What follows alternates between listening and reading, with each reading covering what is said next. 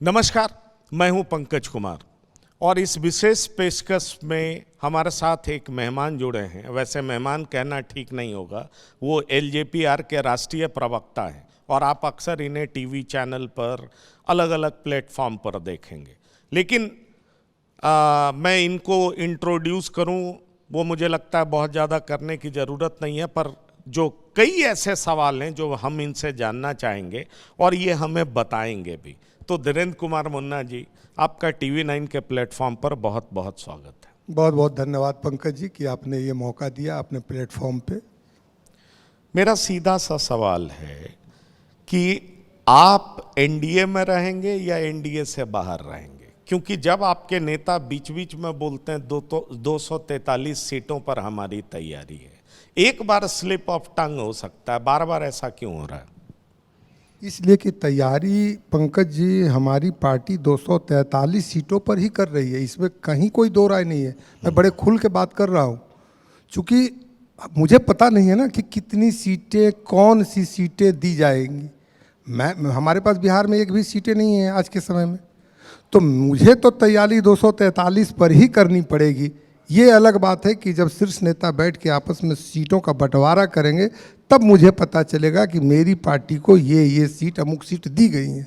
तो 243 पर तैयारी करते हैं। इसको अगर आप दूसरे तरफ से देखना चाहते हैं तो मैं बताना चाहता हूं कि हमारे लिए थोड़ी मुश्किल होती है, क्योंकि अगर हम अपने लोगों को, अपने प्रत्याशी को, अपने नेताओं को तमाम जगहों पे 243 सीटों पर अगर उनको एक्सरसाइज करना पड़ता है, लोगों के बीच में घूमना पड़ता है, तो प्रत्याशी तो खुद न खुद कहीं ना कहीं लोग रहते ही हैं, तभी घूमते हैं। लेकिन जब उसमें से सीटें अनाउंस होंगी तब मेरे लिए समस्या जितना लेट होता है उतनी मुझे दिक्कत होगी, ये मैं कहना चाह रहा हूँ। इसलिए 243 सीट पर ही तैयारी है। तो इसको क्या मतलब समझा जाए? आप एक तरीके से एनडीए में चेतावनी दे रहे हैं, और चेतावनी मैं इस लिहाज से कह सकता हूं कि आपका कहना है कि सीटों के बंटवारे के नाम पर अंतिम तक घसीट करके नहीं लेके जाओ, नहीं तो अंजाम बुरा हो सकता है। और दरअसल हर छोटी पार्टी, हर घटक दल में यही करती है। आपको बता दें, कांग्रेस का भी यही कहना है। 7वें मीटिंग के बाद कांग्रेस नाराज थी कि सीट का बंटवारा क्यों नहीं कर रहे हो। तो इसी तरीके से एलजेपीआर का भी, चिराग पासवान की पार्टी का भी दबाव है बीजेपी पर कि सीट का बंटवारा जल्दी से करिए, पता चल सके कि आप हमें कितनी सीटें दे रहे हैं। देखिए, हो जाता तो बेहतर होता, इसमें कहीं दो राय नहीं है। लेकिन ये जरूर है कि उनके लिए या बाकी लोगों के लिए क्या समस्या है, क्यों देर हो रही है, बड़े नेता जाने। लेकिन इतना जरूर है कि जब अभी एनडीए गठबंधन में हम सभी जगह सम्मेलन विधानसभाओं की सीटों पर हो रही है, तो अक्सर आप देख रहे हैं कि उसका फलाफल जितना निकल के आना चाहिए, मुझे लगता है कि और बेहतर निकल कर के आता यदि लोगों को ये पता होता कि अमुक सीट इस दल को गया है, तो ज़्यादा बेहतर होता।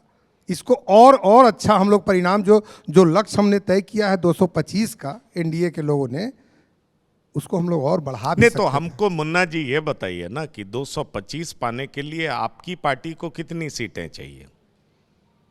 देखिए, कितनी सीटें चाहिए ये इसको मैं कैसे इस प्लेटफॉर्म से कह सकता हूं, लेकिन इतना ज़रूर है कि जिस तरह से स्ट्राइक रेट मेरी पार्टी का रहा है और गठबंधन पांचों दलों ने मिल के लक्ष्य रखा है, तो जो सबसे तेज गति से रन बना सके उस खिलाड़ी को तो ज़्यादा मौका मिलना चाहिए, पहले मौका मिलना चाहिए। हमारा ये कहने का ये है। नहीं, पर आप कह रहे हैं वो सारी बात ठीक है, पर कितना मौका मिलना चाहिए ये भी कह दीजिए ना। कहने में क्या दिक्कत है? आपके एक एमपी तो बोल चुके हैं जो कि प्रभारी हैं कि भाई 50 मैं सोच रहा हूँ, 45 मैं सोच रहा हूँ। इसी दो फिगर के बीच में कई बार इशारा किया है। दरअसल आप क्या सोच रहे हैं? देखिए, प्रभारी जी ने कहा है, ये उनकी व्यक्तिगत राय है, लेकिन उन्होंने कहा है कि हाँ इस 45, चूँकि उन्होंने तर्क के साथ कहा है कि 2015 में जब भारतीय जनता पार्टी के साथ मैं गठबंधन में था तो मैं 43 सीटों पे चुनाव लड़ा था। तो उसके बाद से जब अगर लड़ना ही होता उतनी सीटों पर, तो मैं फिर 2020 में अलग जा कर के क्यों लड़ा। इसलिए मैं 2025 में चाहता हूं कि एक मजबूत सरकार बिहार में हो, और इसके लिए जब हमारे नेता ने 5 साल लगातार ज़मीन पे मेहनत किया है, मेरी पार्टी, मेरे कार्यकर्ता तो हम चाहते हैं कि एक उसके अनुसार प्रतिनिधित्व मिले। हम वादा करके आते हैं हर एक जगह कि बिहार को फर्स्ट बनाएंगे, बिहारियों को फर्स्ट बनाएंगे, तो उससे कम सीटों में हम कैसे बिहार को और बेहतर बना पाएंगे? मतलब ये मान लिया जाए कि एलजेपीआर 45 से कम पर बिहार को बेहतर नहीं बना पाएगी, एनडीए की सशक्त सरकार नहीं बना पाएगी, ये मान लिया जाए? जी नहीं, सीटों के आधार पर आप कैसे कर सकते हैं? आज भी हमारे नेता आदरणीय चिराग पासवान जी केंद्र में जिस विभाग को संभाल रहे हैं उसमें भी बिहार की बेहतरी तो कर ही रहे हैं ना। जो इंफ्रास्ट्रक्चर की ज़रूरत थी, सबसे पहले हमारे संस्थापक नेता स्वर्गीय रामविलास पासवान जी ने हाजीपुर में शुरुआत की, आपसे छुपा हुआ नहीं है, उनके भी कई इंटरव्यू आपने किए हैं। उसी संकल्प को आगे बढ़ाते हुए आदरणीय चिराग पासवान जी के विभाग से भी प्रयास हो रहे हैं, चाहे वो केला के क्षेत्र में हो, लीची के क्षेत्र में हो, या उत्तर बिहार में बाढ़ की समस्या। जो जो जो हमारे घोषणा पत्र, जो विजन है बिहार फर्स्ट, बिहारी फर्स्ट का, उन सब चीज़ों में से जो हम अपने विभाग, फूड प्रोसेसिंग से बायर सेलर, मीट की का मामला हो, निफ्टेम का मामला हो जो देश का तीसरा हाजीपुर में खोला जा रहा है, मक्के पर हम क्या कर सकते हैं उस पर आगे बात चल रही है। तो इस तरह का चीज़ इस विभाग से हो रहा है। लेकिन समग्र अगर विजन को हम बिहार में अगर लाना चाहते हैं, बिहारियों के जीवन स्तर को और बेहतर बनाना चाहते हैं, वर्ल्ड क्लास हम ले जाना चाहते हैं, बिहार के इंफ्रास्ट्रक्चर में सुधार हुआ है, काफ़ी हद तक हम लोग अब आगे बढ़ चुके हैं, अब इन्वेस्टमेंट का दौर आया है। तो ऐसे में मुझे लगता है कि जितना सशक्त एनडीए का सरकार होगा, जितना मजबूत सरकार होगी, उसी तरह का परिणाम आएगा। नहीं, मजबूत सरकार तो होगी। पिछली बार आप साथ नहीं थे तो सरकार मजबूत नहीं बनी। यही तो मैं आपसे पूछ रहा हूं कि इस बार आप साथ होंगे तो किस तरीके से साथ चाहते हैं जिससे मजबूत सरकार बन सके, ये तो साफ कर दीजिए। मजबूत साहब की देखिए, अभी जब मैं किसी बात पर होता है ना कि कई ऐसी बातें हैं जो भी कंसर्न होता है बिहार या बिहारियों के मुद्दे पर, तो उस पर मेरे नेता मुखरता से बोलते आते हैं, बोल जाते हैं। तब लोग कहते हैं कि ये आके टीवी में बोल रहे हैं प्रेशर पॉलिटिक्स। आप ही लोग कह देते हैं कि सीटों को पाने का प्रेशर पॉलिटिक्स। लेकिन अगर हम सरकार में शामिल नहीं हैं तो हम कैसे उन वचनों को पूरा कर सकते हैं? इतना सीट आपको क्यों मिले जब आपका एक भी विधायक विधानसभा में नहीं है? पंकज जी, आपने बहुत अच्छा सवाल किया। मुझे जो पिछला नहीं, मैं ऐसा इसलिए पूछ रहा हूं, जीतन राम मांझी तो कहते हैं मेरा 4 विधायक है, इसलिए हम ज्यादा सीट के हकदार हैं। आपका तो एक भी विधायक नहीं है। जहां तक बात रहा लोकसभा सीट पे जीतने का, तो भाई वो तो मोदी जी के चेहरे पे चुनाव होता है, वो लोग मोदी जी को वोट देते हैं। आप देख लीजिए 2019 में मोदी जी के चेहरे पे 39 सीट मिलता है और 2020 में नीतीश जी के चेहरे पे मेजॉरिटी के लिए लाले पड़ जाते हैं। तो बड़ा सवाल ये है कि जब आपका विधायक है नहीं, एक भी नहीं है, फिर आप इतनी सीट की मांग किस आधार पर कर रहे हैं? आधार बड़ा है, 2-3 थोड़ा मुझे सुन लीजिए। एक तो उपचुनाव होता है, जिस 100% स्ट्राइक रेट के साथ लोकसभा की 5 सीटों को जीतने काम मेरी पार्टी करती है। आदरणीय चिराग पासवान जी जब एनडीए में आते हैं तब तो एनडीए का स्ट्राइक रेट 100% हो जा रहा है। एक आधार तो ये है। दूसरा, आप लोकसभा की अगर बात कर रहे हैं तो 5 लोकसभा के सदस्य इस बिहार से हमारे हैं, तो अगर उसको ही आधार मान करके अगर सीटों का बंटवारा होता होगा, जो मुझे पता नहीं, जो आम चर्चाएं होती हैं, तो उसमें भी शायद ये संख्या उस पर निर्धारित होती है कि इतना अमुक लोकसभा सीट पर इतनी सीटें मिलेंगी। हम समझ गए आपकी बात। ये बता दीजिए कब तक सीट का बंटवारा नहीं होगा तो आप 243 पे अपने उम्मीदवार को दौड़ाना शुरू कर देंगे, मतलब सबको ग्रीन सिग्नल दे देंगे कि तैयार हो जाओ, अकेले लड़ेंगे? देखिए, जिस वक्त मुझे हेलीकॉप्टर का सिंबल मिला, जिस समय लोक जनशक्ति पार्टी की स्थापना हुई, टूटने के बाद उस समय से लगातार एक प्रत्याशी की मैं बात नहीं कर रहा हूँ, 243 सीटों पर कम से कम 2 से 3 प्रत्याशी, मजबूत प्रत्याशी हमारे लगातार काम कर रहे हैं। और जब चुनावी मौसम आ गया है तो ऐसे समय में तो लगातार देखिए हर एक विधानसभाओं में लोग लगे हुए हैं। तो वही मेरा संदर्भ था कि जब लेट होगा तो उसमें से कितने लोगों को हम समझा पाएंगे, ये मेरे लिए बहुत चैलेंज का काम होगा। इसीलिए मैं चाहता हूं और आग्रह भी करना चाहता हूं घटक दल के नेताओं से कि इसको जितना जल्दी हो हम लोग समेटें, ताकि एक दूसरे के प्रति जो हम लोगों ने वचनबद्धता दोहराई है बिहार में उसको पूरा कर सके। पर मुझे तो लगता है ये आगरा वाली राजनीति नहीं, ये दबाव वाली राजनीति है। पर चलिए इससे अलग हटते हैं। रामविलास जी परिवार के भी फोकल पॉइंट थे, सूत्रधार थे। चिराग जी के हाथ में सब कुछ आया, परिवार भी बिखर गया। क्या आपको लगता है वापस परिवार एकजुट हो सकता है? देखिए, मैं पार्टी का प्रवक्ता हूं, परिवार का तो प्रवक्ता नहीं हूं। और जिस तरह से आदरणीय चिराग पासवान जी अब पूरे बिहार को अपना परिवार बना लिए हैं, तो किसी एक व्यक्ति को परिवार कहना शायद उनके बस की बात अब नहीं रही। बिहार और बिहारियों को जीते हैं हर एक सांस में, और पूरा बिहार उनका परिवार है। तो किसी व्यक्ति का नाम लिए बिना मैं कह सकता हूँ। चलिए, तो क्या चिराग पासवान चुनाव लड़ेंगे विधानसभा? देखिए, बिहार में जब प्रदेश अरे कार्यकारिणी, परिवार बना लिए तो मुखिया बनेंगे ना। पार्टी तो यही सोचती है, ये राजनीतिक चिराग प्रस्ताव। क्या सोचते हैं? ये तो बहुत तरह की, चिराग जो सोचते हैं वो पार्टी के साथ शेयर नहीं करते क्या? पार्टी लोकतांत्रिक तरीके से चलती है पंकज जी। बिहार की कार्यकारिणी ने अधिकृत कर दिया राष्ट्रीय अध्यक्ष जी को कि पार्टी चाहती है कि 243 सीटों पर अभी हम चुनाव लड़ना पड़े तो लड़ें, और मुख्यमंत्री के रूप में आपको पार्टी के कार्यकर्ता देखना चाहते हैं। यह हमारे पार्टी का आंतरिक जब कार्यकारिणी की बैठक हुई थी तब की बात है। नहीं, तो मैं यही तो पूछ रहा हूँ, चिराग चाहते क्या हैं? वो तो ठीक है, आपने उनको अधिकृत कर दिया, चिराग लड़ेंगे विधानसभा चुनाव। हमारे ऑडियंस को सीधा जवाब दीजिए। वो सारी बात ठीक है, चिराग लड़ रहे हैं विधानसभा चुनाव। देखिए, मेरे नेता आदरणीय चिराग पासवान जी 243 सीटों पर चुनाव लड़ेंगे, इसमें कहीं दो राय नहीं है। लेकिन खुद उनकी सीट होगी, कौन सी सीट होगी, यह निर्णय व्यक्तिगत उनका और पार्लियामेंट्री बोर्ड का होता है। उसका जवाब मैं नहीं दे सकता हूं, बल्कि जब आपसे राष्ट्रीय अध्यक्ष जी मुखातिब होंगे तो स्वतः वो बता देंगे। वो केंद्रीय कमेटी के पास वो पड़ा हुआ है। नहीं, पर एक बड़ा सवाल है ना कि आप चाहते हैं सीट का बंटवारा अभी हो जाए, पर चिराग पासवान लड़ेंगे, ये पार्लियामेंट्री बोर्ड कब तय करेगा? ये तो बता दीजिए। सीट का बंटवारा पहले हो जाए, अब मुखिया कब लड़ेगा ये पार्लियामेंट्री बोर्ड बाद में तय करेगा। अच्छा, ये मैं बता रहा हूँ कि अगर सीट मुझे नहीं पता है कि कौन सी मिलेगी, कहाँ मिलेगी, तो मैं कैसे अभी बता दूं कि कौन सी अमुक सीट से हमारे राष्ट्रीय अध्यक्ष जी चुनाव लड़ेंगे? चलिए ठीक है, किंग मेकर की स्थिति में आए तो चिराग पासवान आ जाएंगे बिहार? बिहार से गए कब हैं? नहीं, मतलब विधानसभा आ जाएंगे। लोगों की तो यही राय है, बिहार के लोग यही चाहते हैं। और बिहार के कार्यकर्ता ही नहीं, आम बिहार के युवा, आम बिहार की महिलाएं ये चाहती हैं आज के समय तो में। क्या एलजेपीआर चाहती है कि नीतीश के जगह चिराग मुख्यमंत्री हो जाए? देखिए, एलजेपीआर चाहती है, लेकिन गठबंधन में जो कायदे कानून जो उसके हैं, उसके तहत अगर हमारे नेता ने कहा है कि इस बार हम उनके नाम पर वोट मांगेंगे और नीतीश कुमार जी को ही पुनः मुख्यमंत्री बनाएंगे। लेकिन अगर इससे इतर राष्ट्रीय प्रवक्ता के हैसियत से नहीं, अगर व्यक्तिगत राय और पार्टी के एक साधारण कार्यकर्ता के नाते अगर मुझसे जानना चाहते हैं, तो मतलब ये है ना कि एलजेपीआर चाहती है चिराग मुख्यमंत्री बने? बिल्कुल चाहती है एलजेपीआर की बिहार के और मुख्यमंत्री 2025 में बने। ये देखिए, समय मैं 25 और 26 नहीं जानता हूं, समय तो बिहार के लोग तय करेंगे।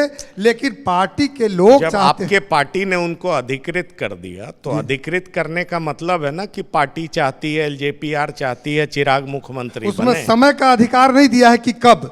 अधिकृत तो उनको किया है, अब डिसीजन उनको लेना है। बिहार के लोगों के सामने हमने अपने प्रस्ताव को रख दिया है।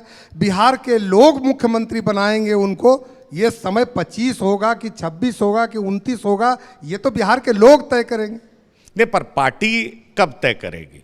पार्टी ने तो कार्यकारिणी में ही तय कर दिया पंकज जी। तो हो गया ना कि पार्टी ने कार्यकारिणी में तय कर दिया कि चिराग मुख्यमंत्री बने। लेकिन पार्टी चिराग को मुख्यमंत्री के तौर पर देखना चाहती है। बिल्कुल जल्द से जल्द हम देखना चाहते हैं कि अगर आज़ादी के 75 साल के बाद अगर बिहार में दलित नेतृत्व अगर आता है, तो मुझे लगता है कि तभी माना जाएगा विकसित बिहार। पर आप और कार्यकर्ताओं की बात करते हैं, आप टिकट देते हैं एक दूसरी पार्टी के नेता को की बेटी को, आप टिकट देते हैं वैशाली में वीना सिंह को जिन्होंने खंजर भोंक दिया था।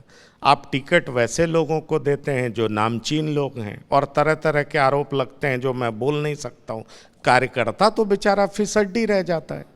देखिए, सुबह का भूला अगर सांप कोई लौट आता है तो उसको तो भूला हुआ सांभवी जी के बारे में क्या कहेंगे? वो तो मैं एक एक करके बता रहा हूँ। जो आपने सवाल किया मैं समझ गया। सुबह का भूला शाम में आए हैं तो उनको भूला नहीं कर सकते हैं, क्योंकि हमारे यहाँ वो रहे हैं। जिनको आप बता रहे हैं राजेश वर्मा जी, जो आदरणीय सांसद बने खगड़िया से, वो हमारे पार्टी के जिला अध्यक्ष के रूप में काम किए। एक साधारण कार्यकर्ता को मेरी पार्टी ने सांसद तक पहुंचाया है, एक वो जो कभी सपने में भी नहीं सोचे होंगे। और एक महिला दलित युवा लड़की को अगर हम संसद में भेजते हैं, यही तो हम चाहते हैं कि बिहार में क्रांति ऐसी हो। दलित युवा लड़की तो सब हो जाए जिसका पति सवर्ण है, पिता बड़े मंत्री हैं। अरे कोई दलित युवा लड़की का मतलब होता कि गरीब होती। उनका क्या राजनीतिक बैकग्राउंड था, क्या पॉलिटिकल सोच थी, यही तो सब लोग आपकी पार्टी के लोग पूछते हैं। और दूसरी बड़ी बात कि वो जिला अध्यक्ष थे इसलिए टिकट मिल गया, पर आप राष्ट्रीय प्रवक्ता हैं, आपको टिकट मिल रहा है क्या? कहा यह जाता है कि वो जिला अध्यक्ष तो थे लेकिन अमीर आदमी है इसलिए टिकट मिल गया। अब देखिए दूसरे तरफ, अगर आप बोल रहे हैं कि गरीब दलित को मिल गया, क्या यही मानसिकता को हम लोग नहीं तोड़ सकते हैं? दलित का मतलब सिर्फ गरीब दिमाग में आए, ये हमारे लिए तौहीन की बात है। 75 साल आज़ादी के बाद अगर हम किसी दलित की बात करें और सीधा दिमाग में स्ट्राइक करता है कि मतलब सी शुड बी पुअर, ये नहीं होना चाहिए ना। आर्थिक संपन्नता उसको हो, राजनीतिक संपन्नता हो, उसका सम्मान बढ़े, अधिकार बढ़े, इसी की लड़ाई है ना। उस लड़ाई में कहीं ना कहीं संभवी जी सूट कर रहे हैं। हमारे जो पार्टी की नीतियां हैं उसमें उनको लड़ाया पार्टी ने। वो किसी पार्टी के पहले से सदस्य नहीं रही हैं। मैं आपको बता देता हूं, मेरी पार्टी में आने के बाद उन्होंने राजनीति स्वीकार की है। चलिए अंतिम सवाल आपसे पूछना चाहूंगा, प्रशांत किशोर से आपकी क्या सेटिंग है? देखिए शब्द जो है आपका सेटिंग, अरे भाई पॉलिटिक्स में अगर आप उनको कुछ उनके खिलाफ बोलेंगे नहीं, वो सबके खिलाफ बोल रहे हैं, आपके नेता के खिलाफ बोल नहीं रहे हैं, तो इसको सेटिंग अंडरस्टैंडिंग नहीं कहेंगे तो क्या कहेंगे? आप ही बता दीजिए। इसको टेस्टिंग कहेंगे, टेस्ट है ये। बिहार के लोग जिस गंभीरता से तारीफ करते हैं मेरे नेता आदरणीय चिराग पासवान जी की, अगर वही चीज़ प्रशांत किशोर जी भी बोलते हैं तो हम तो उम्मीद यही करते हैं कि सभी लोगों को अच्छा लगता है। इसलिए प्रशांत जी भी बिहार के ही हैं, हर बिहारी को अच्छा लगता है युवा बिहारी, वो भी युवा बिहारी। वो तो कह रहे हैं अगर वो वाकई बिहार का भला चाहते हैं तो बिहार आके राजनीति करें, ऐसे राजनीति करने का कोई मतलब नहीं। बिहार आने का मतलब क्या है कि अपनी जिम्मेदारी, मतलब विधानसभा आए, डायरेक्ट रूल करें, डायरेक्ट जिम्मेदारी लें, वो तो उन्होंने कहा है, ये बात भी कही है। वो तो अतिरिक्त जिम्मेदारी निभा रहे हैं। आप देखिए कि मंत्रालय का भी काम देख रहे हैं, बिहार की गलियों में गांवों में भी वो घूम रहे हैं। तो मुझे लगता है कि जिस डबल इंजन की सरकार है, डबल इंजन की सरकार मतलब आपको दुगने ताकत के साथ काम करना पड़ेगा। भारत सरकार से मिली जिम्मेदारियों को भी बिहार में ला करके और सभी को लाभ देना, और बिहार में अब क्या करना है उसके लिए सड़कों और गलियों पर भी भटकने का काम। चिराग जी के दलित राजनीति में आप जीतन राम मांझी को बाधक देखते हैं? नहीं, वो तो अभिभावक है, बाधक मैं कैसे देखूंगा। हाँ ये जरूर है कि आज के आप ही का मैं देख रहा था लाइव में, तो उन्होंने एक जगह कहा भी है कि नीतीश कुमार जी के बाद उनका नंबर आ सकता है। उन्होंने कहा अभी वैकेंसी नहीं है, और उन्होंने कहा धनवान पिता के पुत्र हैं और वो मेरे बेटे जैसे हैं, ये भी उन्होंने कहा। उनके दोनों बातों में मैं उनको साधुवाद देता हूं। अगर बुद्धि से कोई धनवान हो, उन्होंने धन का मतलब ऐसा तो नहीं कहा ना, पैसे का जिक्र नहीं किया। नहीं, उसके लिए चरित्रवान होना, धनवान होना, बुद्धिमान शब्द होता है। धनवान बुद्धि से होना, ये तो एक सबसे बड़ा धन माना गया है कि कंचन काया। उतने खूबसूरत मेरे नेता, इतने देखने में अच्छे, इतने बोलने में अच्छे, तो सबसे बड़ा धन शास्त्रों में कहा गया है कि शरीर होता है। शायद उस संदर्भ में कहा होगा कि सबसे धनवान। आपको लगता नहीं है कि आपके खिलाफ बीजेपी जीतन राम मांझी का इस्तेमाल करती है? मुझे ऐसा नहीं लगता है कि किसी के खिलाफ में, खुद बढ़ने में अगर किसी का कहीं हानि हो जाता है उसको खिलाफत कहा जाता है। राजनीतिक पार्टियां हैं, निश्चित तौर पर अगर गठबंधन में आए हैं तो ऐसा तो है नहीं कि हर एक पार्टी चाहती है कि खुद के अपने दम पे सरकार बने। जीतन राम मांझी की वजह से आप दलित के नेता नहीं बन पाते हैं चिराग पासवान, एक जाति विशेष के नेता बन जाते हैं। किसने कहा कि हमारे नेता दलित के नेता नहीं है? अरे पूरे देश में आप कहिए ना। पूरे देश में दलित नेता के रूप में मेरे स्वर्गीय नेता रामविलास पासवान जी सबसे बड़े नेता के रूप में रहे हैं, और आज उन्हीं के पद चिन्हों पर चलते हुए पूरे देश में मेरे नेता की पहचान एक युवा नेता, दलित नेता ही नहीं सिर्फ युवा नेता के रूप में पहचाने गए। मुझे लगता है कि ये मेरे लिए गौरव का विषय है कि आज दलित के टैग से भी ऊपर, और मेरे नेता भी कहते हैं कि दलित होना हो सकता है उनके लिए एक संयोग हो सकता है, लेकिन पूरे बिहार के, पूरे देश के युवाओं के बीच में अगर वो चहेते हो गए हैं तो यही तो चाह रहे थे कि जहां जात पात मिट जाए, उसको मिटाने में हमारे ही नेता तो आगे आए हैं। कभी ये रोना नहीं रोते हैं, कभी एक्स्ट्रा प्रिविलेज नहीं लेते हैं उसका कि मैं दलित हूँ। चलिए, आपने तमाम मुद्दों पर बड़ी ही साफ गोई से बात की मुन्ना जी।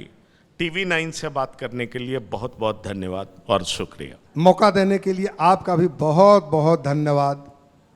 Thank you.